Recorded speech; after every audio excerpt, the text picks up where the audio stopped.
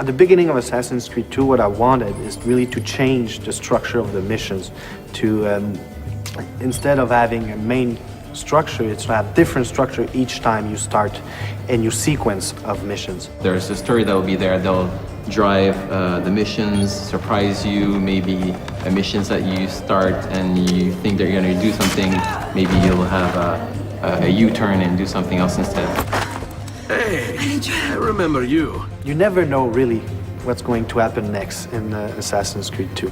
There's a little bit for everybody. We're really trying to make sure that the game appeals to as many people as possible. We have retry points still in AC2 with climbing puzzles. Then you'll have, collectible quests. There are crowd missions. There's the narrative mission. You have these missions that you can do to change your notoriety in the city, There's also the city life. which are just randomly occurring acts throughout the world. For example, we have the messenger. The messenger who sees Ezio, sees the player, will run away. So it's up to the player to say, am I chasing him to get the letter he's carrying or not? We have one guy that we call the pickpocketeer. So basically that guy will be able to steal the money from the assassin and start running. So what do? You continue your mission, or you go back to that guy to be able to get the money. Throughout the world, you're going to find exciting, memorable historical landmarks that also have interiors that you get to play through with lots of acrobatics and running and jumping. And these interiors lead to tombs that have been hidden for hundreds of years that only the assassins can find.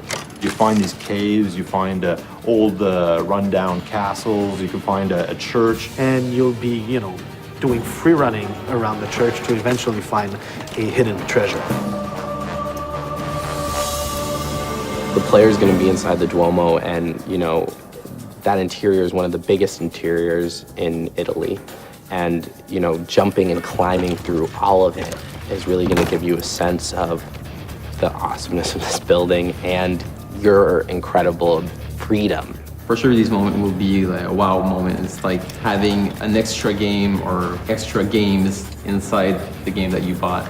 So each missions are different, a lot more variety. So it's not about doing investigation and assassination 9 times. It's really more like each time a mission can lead to a beat-up mission, can lead to a chase, an escape, can lead to an assassination. It's quite overwhelming, the amount of stuff there is. Well, having more missions requires us ultimately to have more cutscenes and more cinematics, but I think we're adding a lot of value to these to the player. And a couple of examples of this is you could still control the camera like you did in AC1. People like that feature a lot.